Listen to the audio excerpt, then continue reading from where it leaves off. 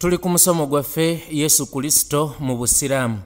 Uno musomo gwasatu mugumu. Allah mugulumivu, Allah munene, Allah wakitiibwa bwe Busiraamu. Obusiraamu bwetololera from A to Z okuva ku ntandikwa paka ku nkomerero bwetolera kugulumiza Allah subhanahu wa ta'ala. Ate Nasraniya from A to Z, Christianity okuva ku A okutuuka ku Z yetololera kukendeeza kitiibwa kyani kya Allah subhanahu wa ta'ala. Batuuka okukwata omusajja atambulira ku magulu aga ameka ngaga akayongo, alina obwoya ku mutwe, enviiri nga kayongo bwakola ki bwazirina, alina ennyino ngeri wakati w'amaaso naki n'omumwa. Ne babeeranga balaba nti oyo ye Katonda afuga ensi, ye Katonda atambuza ebigenda maaso mu nsi, balina okusaba okubakolera ku binene ku bizito n'ebifaanako bwe bityo. Ekitegeeza nti nno Allah yanafuwa yakogga mu mitima gyabwe, bamulinako ekigero kya wansi, hatta ne batuuka n'okubeera nga balaba tasobola kwemalirira kufuga nsi, balina kubeera basatu obwakatono buleke bukole butya bikobeerenga buyimirirawo. Obusiraamu buli totally opposite kwekyo, totally opposite kwekyo buli okugulumizaani Allah subhanahu wa ta'ala, the soul creator, yatonda yekka n'abeera nga talina kyonna kimuyambako ku butonzi obwo.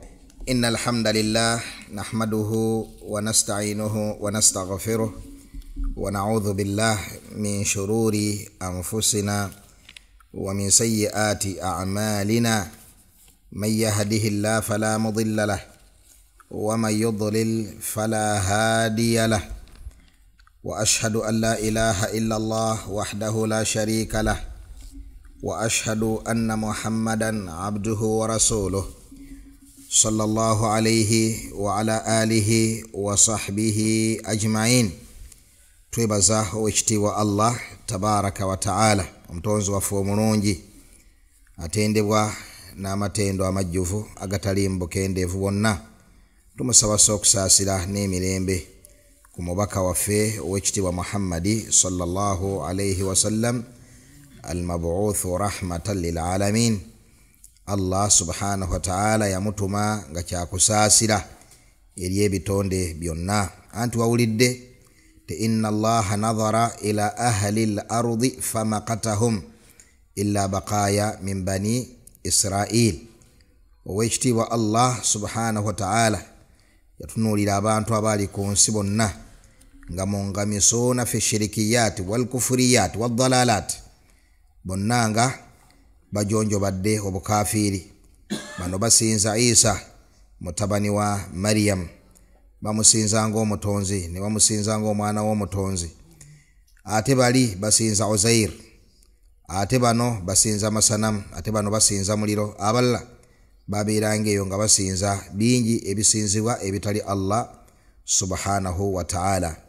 Fa arsala Allah subhanahu wa ta'ala nabiyahu wa rasulahu Muhammadan sallallahu alayhi wa sallama rahmatan lil alamin.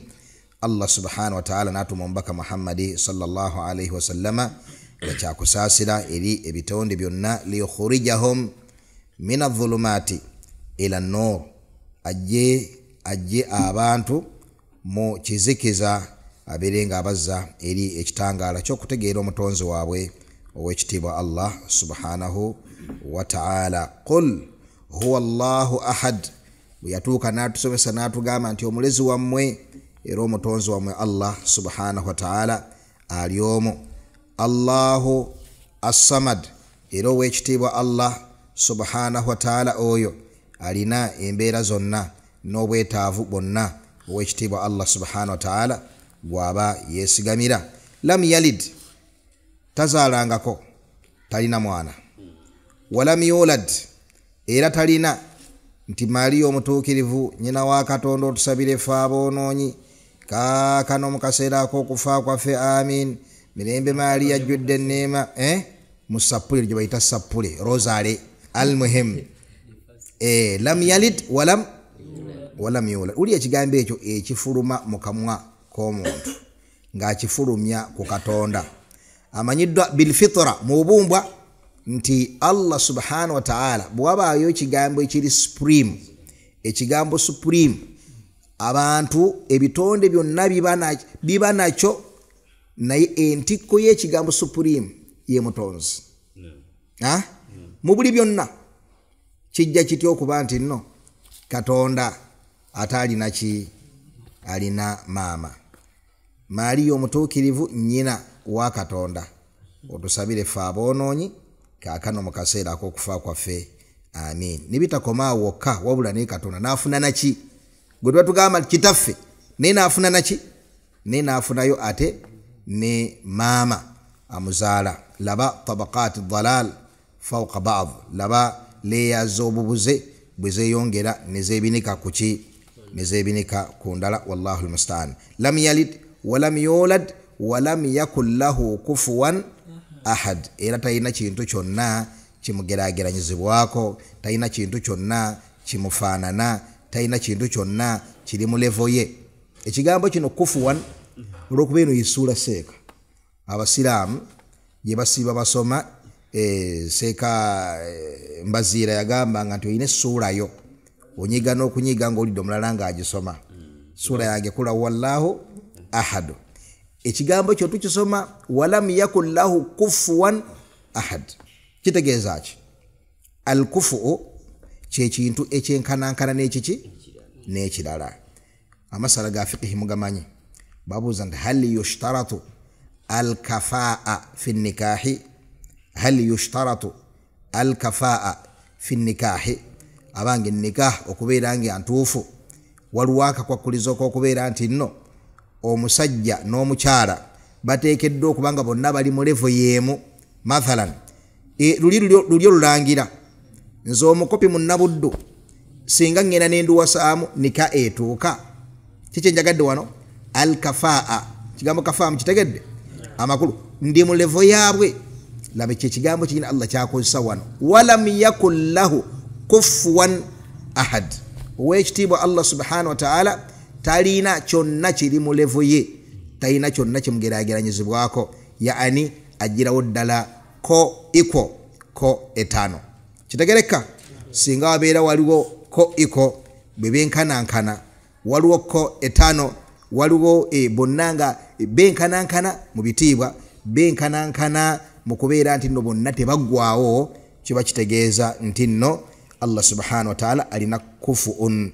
Kyamenyawo wano Allah subhanahu wa ta'ala n'agamba walam yakun lahu kufuwan ahad.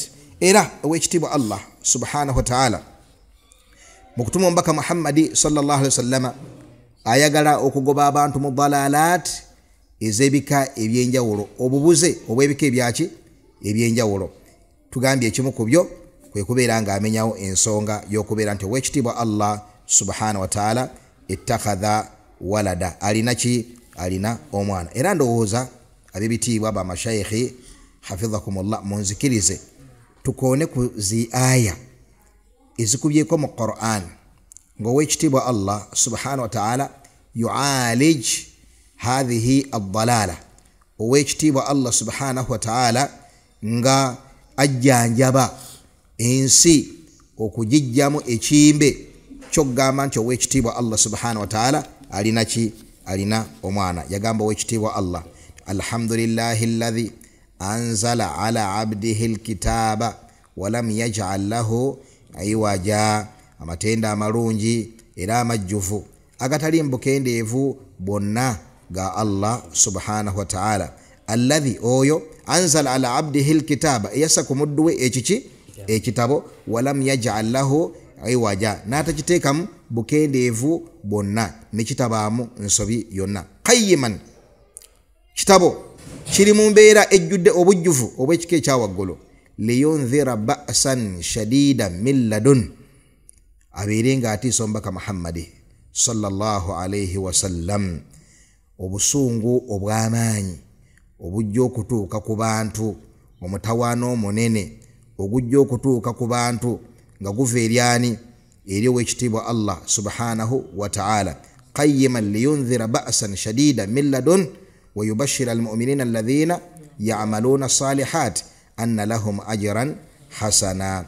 Era ekitabo kino bwe kiba kyetisse amawulire agatiisa abo abaakafuulira ow'ekitiibwa Allah subhanahu wa ta'ala, ate era mu ngeri y'emu kyekyetisse amawulire ag'essanyu eri abo abakkiriza ne bakola emirimu emirungi nti balina ajran hasana, balina empeera ennungi ey'ekitiibwa ebalindiridde. Kyekyo ab'ebitiibwa ejjana arduha as-samawati wal ardh. Kyekyo ab'ebitiibwa obulamu obutakola butya obulamu obutaggwaawo janna arduha samawati wal ard obulamu obw'omuggulu sibe babuyita obulamu obw'omuggulu batuufu okugamba nti obulamu twagala tukozese ku alfaaz ezikozesebwa ahlul kitaabi obulamu obw'omuggulu ejjana eriruddawa ejjana eri waggulu sakufu ya janna akasolya k'ejjana kyeki ya arshu rrahman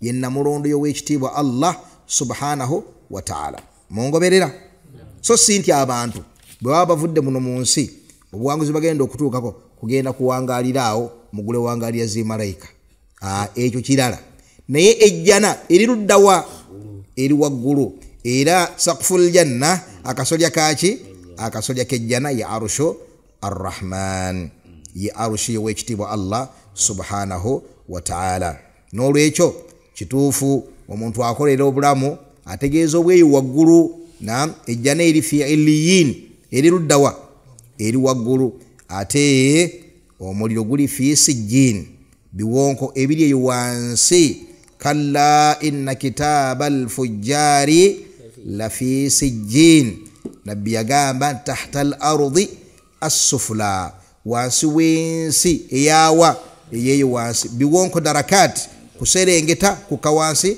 ate jana darajat kwambuka ngodda luddawa ngodda waggulu wayunzira alladhina qalu ittakhadha Allahu walada ekyokusatu Qur'ani eno ezze okutiisa okuba enkyukwe mu mitima egirimu akalungi egyo egibadde gigamba nti owekitiibwa Allah subhanahu wa ta'ala yefunira omwana ma lahum bihi min ilmin ekyo tebakyogeza kumanya wala li abaihim wadde awe bakisikirako tyati nasanga bwana mukulu kyagamba nasanga bajjajjaffe kyebakola batya tolowooza nti nno bo bakisikira kumanya ma lahum bihi min ilmin wala li abaihim kaburat kalimatan takhruju min afwahihim in yaquluna illa kadhiba kigambo kizito kigambo kinene kigambo kya mutawaana nnyo ekyo kyeboogera in yaquluna tebalina kyeboogera kyonna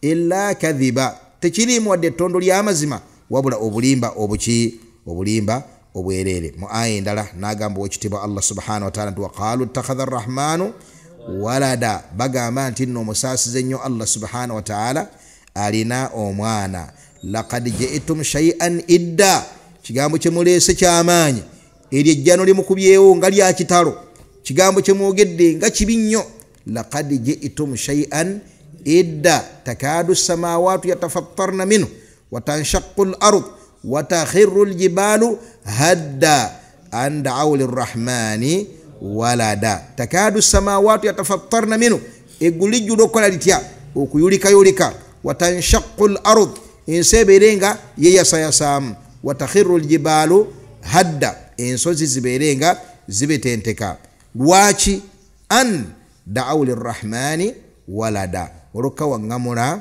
ti omusaasi Allah subhanahu wa ta'ala alina omwana wama yambaghi lirrahman an yattakhidha walada so nga tekigwande n'akamu n'akeddagala ne common sense bwetyo bwekitulaga wama yambaghi lirrahman an yattakhidha walada tekigwanidde ku mugulumivu Allah subhanahu wa ta'ala ku mutonzi ow'ekitiibwa okubeera nga naye abeera n'omwana limaadha kubanga twakirabye nti okubeera n'omwana kabonero ka bunafu kabonero ka butaggwaawo okubeera n'omwana kabonero akayitibwako okubeera nti omutakola ki taggwaawo kubanga bw'otazaala then omuntu agenda kukomaawo si bwe kiri n'olwekyo twetaaga attanasul okubeera nti abantu balina nasil gw'olina mutabani wo wa illa okomyawo olw'ekigendera ky'okutondebwa omuntu okubeera nti naabeera wasinze Allah kigenda kola kitya ne rijimu nevaawo rijimu endala nejja ezze etya olw'abaana rijimu endala nejja olw'okuba nti bano abavuddewo baaleka bakoze eki bazadde na bano ne bavaawo abala ne bajja lwaki kubanga baaleka bakoze batya bazadde bano beetaaga okubeera nga basangawo ennyama kitegeeza nti ente ezaalibwa bajjajja zirina okuba nga zaazaala n'abazzukulu basobole okusangawo eki ente n'ebyennyanja babyetaaga nabo birya nga bajjajja bakola batya bwe babirya kitegeeza ebyennyanja birina okusigala nga bikola bitya nga bizaala n'emiti kadhalik n'ensenene kadhalika bwe kityo. Owekitiibwa Allah subhanahu wa ta'ala hayyun qayyum. Owekitiibwa Allah subhanahu wa ta'ala taggwaawo, ekyo tekiri ku mutonzi Allah tabaraka wa ta'ala. N'olwekyo okuzaala kitendo kyaki? Kitendo kya bunyoomoofu era kitendo kya bitonde. Tuli ffenna ab'ebitiibwa. Era mu ngeri yemu ne tulaba nti nno omwana mu hikima z'omuntu okubeera nga azaala oba ekintu okubeera nga kizaala litazuula anhu alwahsha, okubeera nga kivaako ekiwuubaalo. Kivaako ekiki? Ekiwuubaalo. Ennaku zino omukulembeze w'eggwanga alina ekibuuzo kyabuuza. Is God lonely? Abuuza. Is God lonely? Lwaki ffe Abafirika tufiira ku myaka emito bwe giti, Abajapani bafiire ku myaka 7? Is God lonely? Tugamba nedda. Owekitiibwa Allah subhanahu wa ta'ala tali lonely. Yennyini bantu, yennyini nsolo, yennyini majinni, yennyini njuba, yennyini buli kimu. Owekitiibwa Allah subhanahu wa ta'ala. Era ebyo ffe Abasiraamu tetubibuuza ku mutonzi Allah tabaraka wa ta'ala. Olwa jawaabu eri akili, olwa ansa ebufumbekedde obulungi mu bwongo bw'omuntu nti nno omutonzi Allah subhanahu wa ta'ala tayinza kuba na bukendeevu bwonna bwakubeera nti ali awo ali mu kiki? Ali mu kiwuubaalo. Kakati omuntu singa tabeera na mwana abeera mu kiwuubaalo. Maama yagambanga, maama wange anzala Hamida Nakko hafidhaha Allah tabaraka wa ta'ala wa khatama laha bil husna. Saba Allah mwenkomerere enki ennungi. Oba lwali lugero lwe oba lugero lwa Baganda. Imam Abdulaziz Kalungi gona atugamba oba njogera ya Kiganda kisoko kya Kigaga butwatulange entuula embi otulo ino ogazibwa oti otula kyaziyazi omugumba kyatula ku mmere. Otula kyaziyazi omugumba kyatula ku mmere. Anti eddiro lyonna lirye teyazaala. Eddiro lyonna liki? Lirye. Kyaziyazaala nama n'amagulu n'agagaziya teyazaala. Siwe kiri? Ne bwe mubeera wano ng'olina abaana kitegeeza tolina wahsha, toli mu kiwuubaalo. N'entuula eba nki? Eba ndalako. Siwe kiri? N'olwekyo omuntu akola ki? Omuntu yeetaaga okubeera ng'alina ki? Ng'alina omwana asobola okubeera ne gwanyumya naye. Ndi wano neewunika bwewunisi ninga ataazaala. Okategeddaako? Mukadde yazaala abaana ne bagenda e Kampala, ne bagenda e Jjinja, ne bagenda Luddawa, ndi wano neewunika bwewunisi ninga ataazaala. Olabye ekiwuubaalo ekyo? Kati alaba nti nno mu hikima y'okuzaala kwe kubeera nti yali badde alina abaana banyumya nabo, abaana abamuweereza, abaana nayonsa nenkuza nenkola ntya nentuuka okuwuzika abaana mbawulya buwulizi bali eyo bali ndi wano neewunika bwewunisi ninga ataazaala. Obwo bukendeevu tebuli ku Allah subhanahu wa ta'ala. Omukyalo oyo ebigambo byayogera bikulaga hikima yaki? Y'okuzaala. Ekigendererwa ekiri mu kuzaala nti kujja wahsha.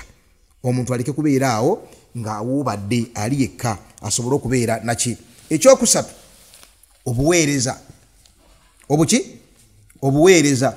Omuntu gwe maama gw'olina okusituka ono n'akambe, gw'olina okusituka ogende onoonye amazzi, gw'olina okusituka ogende onoonye empuuta mu katale, gw'olina okusituka okole kino, gw'olina okusituka ogobe enkoko, gw'olina okusituka ogende oleete empisa etunga, gw'olina ogende wakasombono n'eyakagaati, gw'olina okukola otya? Nedda, kubanga gy'okoma okkula ogende onafuwa. Fatahtaji ila mu'in wa musaid. Niweetaaga agenda okuyambako.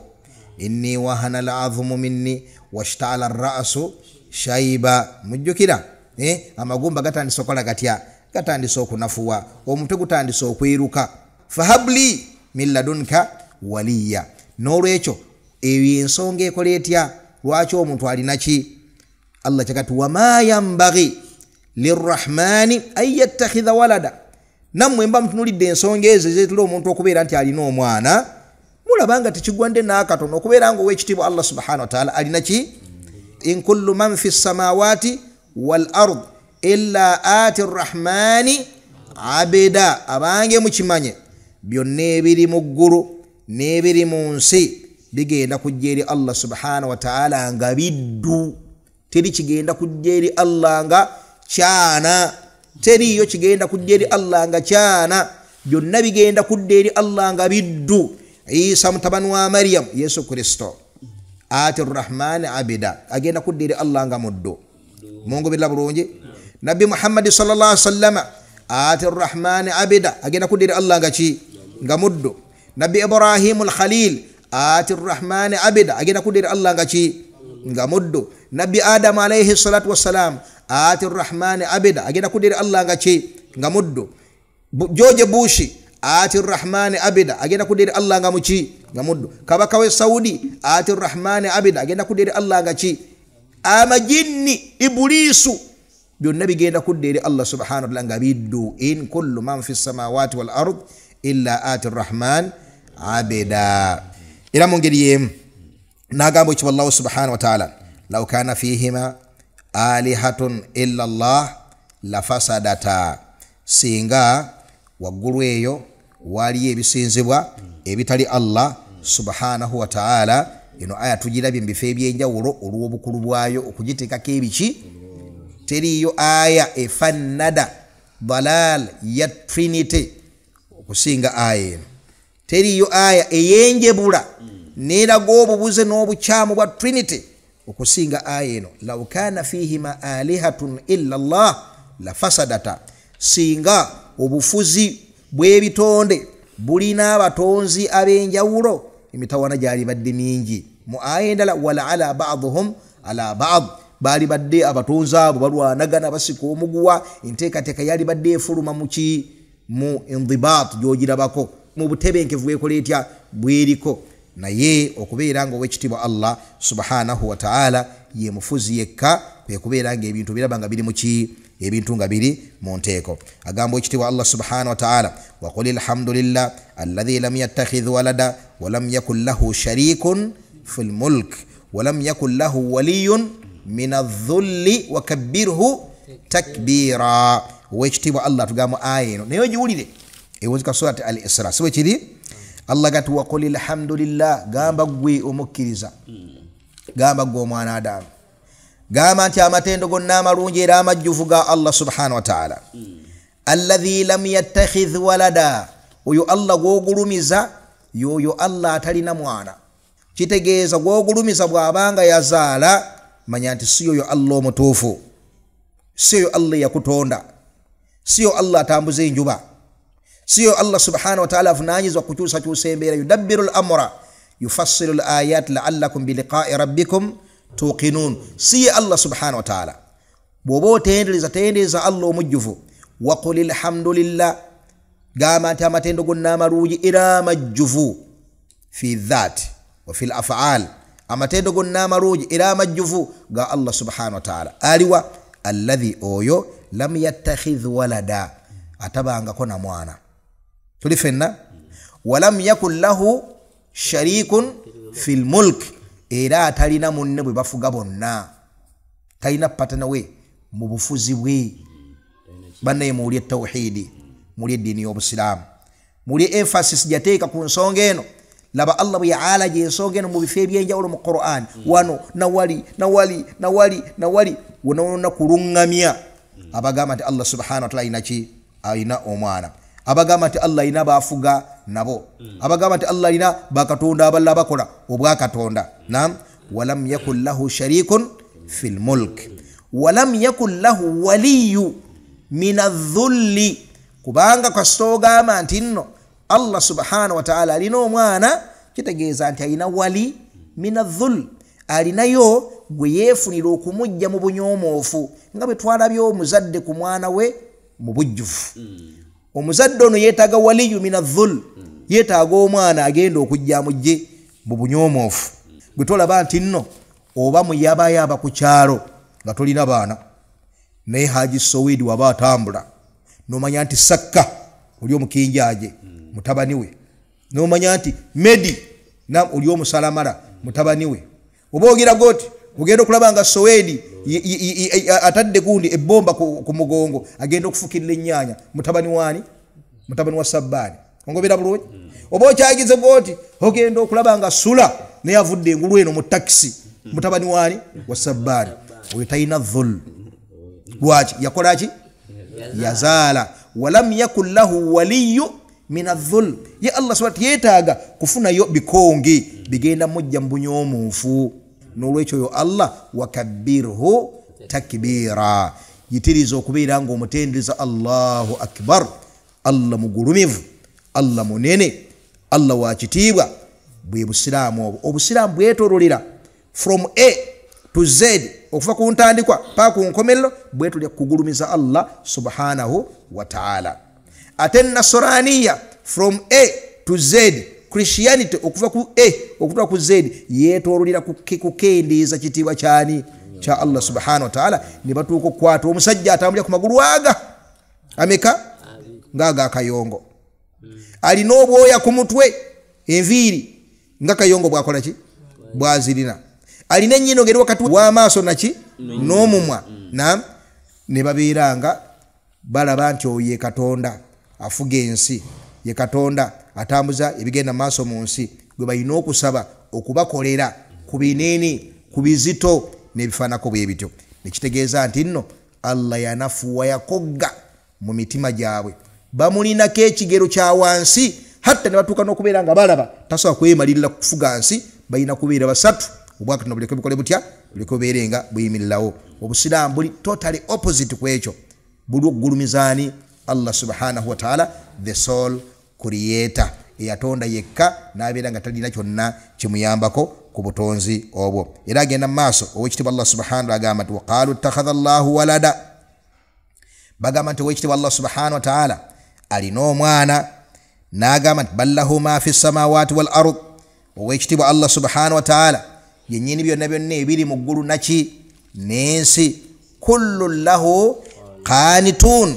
Ebintu ebyo byonna bigonvu, biyorobofu, biyorobye lunyalwanda olwo byayoroba, byonna biki, byonna binafu bigonvu eri Allah subhanahu wa ta'ala. Isa ibn Maryam mugonvu, ali submissive eri Allah subhanahu wa ta'ala. Nga bwe tugenda okulamu ayi ejja mu maaso, misomo egijja mu maaso, Allah yagamba nti lan yastankifa almasihu an yakuna abdan lillah wala almalaikatu almuqarrabun. Ye nabbi Isa alayhi salatu wassalam oyo gwe muteekako amayinja agafaanaganako bwe gatyo, gwe mwakwasa obuyinza obweyawulidde Allah subhanahu wa ta'ala. Lan yastankifa almasihu, teyayinaamu nkenyera yonna an yakuna abdan lillah, okubeera nga muddu wa Allah, wala kababeere almalaikatu ba malaika almuqarrabun, abanene ba Jibril, ba Mikail, ba Israfil, ba hamalatul arush, nam aba abagulumivu. Lan yastankifa almasihu an yakuna abdan lillah, ye nabbi Isa teyayinaamu wadde akeesitula, wadde enkenyera, wadde okuwulira nti alina kyonna kyalina mu bwakatonda. Tiyakirina nabbi Isa alayhi salatu wassalam. Awo tugendawo naye labwe tukwata nabbi Isa alayhi salatu wassalam ne tumukwasa ebitendo nga ddala mu butuufu kumunakuwaza okw'amaanyi. Era agenda kujja kunaku lw'enkomerero eyalizenga ajje yeewuzeeko olw'ebyo abantu bakola batya, abantu bye bakola. Nga Allah subhanahu bw'agenda omubuuza nti a anta qulta linnaasi ittakhidhuuni wa ummiya ilahaini min dunillah, gwagamba abantu nti munfuule nze ne maama wange mutandike okunsaba, mutandike okubeera nga mukkiriza nti nno nze nyina ebitendo by'obwakatonda min dunillah, ye Katonda bamuveeko badde ku ggwe. Gwe kibagamba abantu? Qala subhanaka, nze Allah nze nakola ekyo.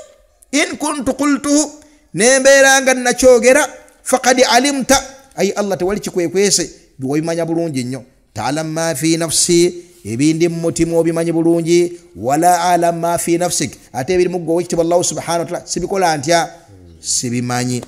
Abalungi ab'ebitiibwa oye nabbi Isa ow'ekitiibwa nabbi wa Allah tabaraka wa ta'ala. Agenda mu maaso agamba ekitiibwa Allah subhanahu wa ta'ala, wa qalu ittakhadha arrahmanu walada bal ibadun mukramun. Eno raddu aya eno eradda tawaifu meka satu, eraga badhullal bameka basatu. Abasooka annasara ba Christians abagamba nti ow'ekitiibwa Allah subhanahu wa ta'ala alina omwana, nga n'omwana we the begotten son ya Isa ibn Maryam, Yesu Kristo. Mungoberera? Aha. Taifa ey'okubiri al-Yahud, abayudaaya abagamba nti Uzairu ibnullah, Uzairu mutabani wa Allah tabaraka wa ta'ala.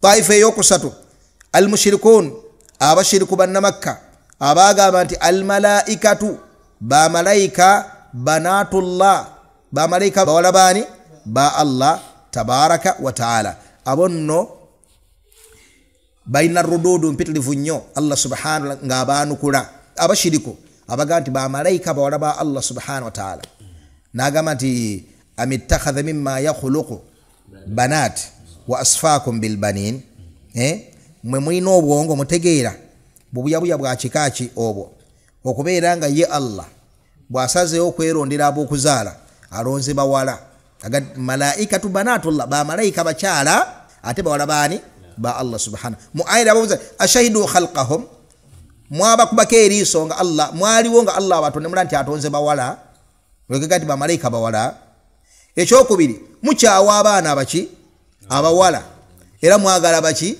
mwagala balenzi amittakhadha mimma yakhluqu banat kati ye Allah mwemulabye nti nno ekyo mwe kimutwala mu bwongo bwammwe nti kikendeevu ye Allah kyabatwala wa asfaakum bilbanin ate mwe n'abasitula ku ye mwe mulina balenzi yayina baki ayina bawala n'ebirala bingi ezo ayati mpitirivu Allah subhanahu wa ta'ala aradda abashiriku kakati ayeno ezo tawaifu esatu ez'abadhullal ezababuze owekitibwa Allah subhanahu wa ta'ala azanuka ne ayeno وقالوا اتخذ الرحمن ولدا يتانك قالوا أو نعم وقالوا اتخذ الرحمن ولدا بقى ما انتنو ومساسس الله سبحانه وتعالى أريناكي ناقام بات سبحانه وببكين دفع الله تبقى لكي تبوليكو وليد أنسل بل عباد مكرمون أبو الله سبحانه وتعالى ببقى ما انتبانا بي عباد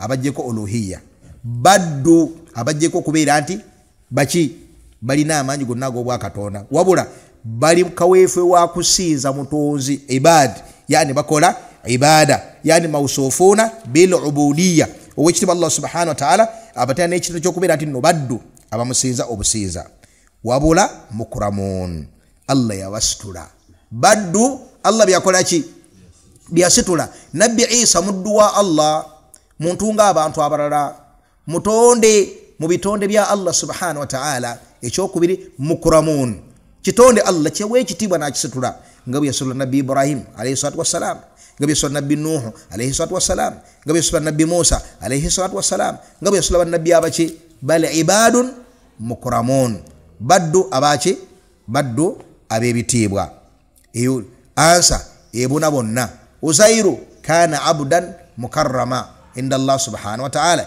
yali muddo wekitibwa eri Allah subhanahu wa ta'ala ba malaika ibadu baddu ba Allah subhanahu wa ta'ala mukramun abachi abebitibwa ila gambo chi Allah subhanahu wa ta'ala mattakhadha Allah min waladin wama kana ma'ahu min ilah idhan la dhahaba kullu ilahin bima khalaqa wala ala ba'dhum ala ba'd aya tujikonyeko bingi twajogeddeko biki twajogeddeko bingi katunzike ndowooza neeno gwate tetambudde omuntu ayagala amazima abatawulidde ekimala kakati Allah agamba ala innahum min ifkihim la yaquluna walada Allahu wa innahum lakadhibun abantu abo bagamba mu buli azamanyi obwekika ekyawaggulu n'okutemerera okw'amaanyi n'okutyoboola okusufu ala innahum min ifkihim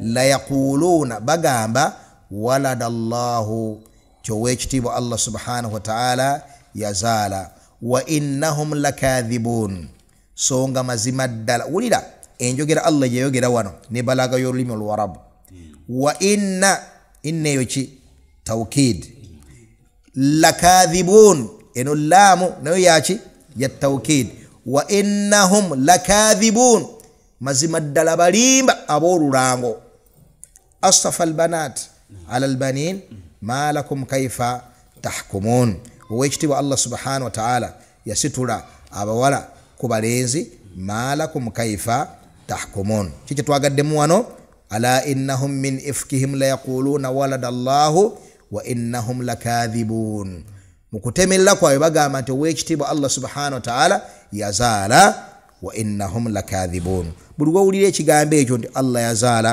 jukira ekigambo Allah kyaga nti wa innahum lakadhibun aboogera ekyo balimba aboogera ekyo balimba. Tugenda okutandikirawo biidhni mawla jalla waala waffaqa Allahu aljami' lima yuhibbuhu wa yarda walhamdulillahi rabbil alamin.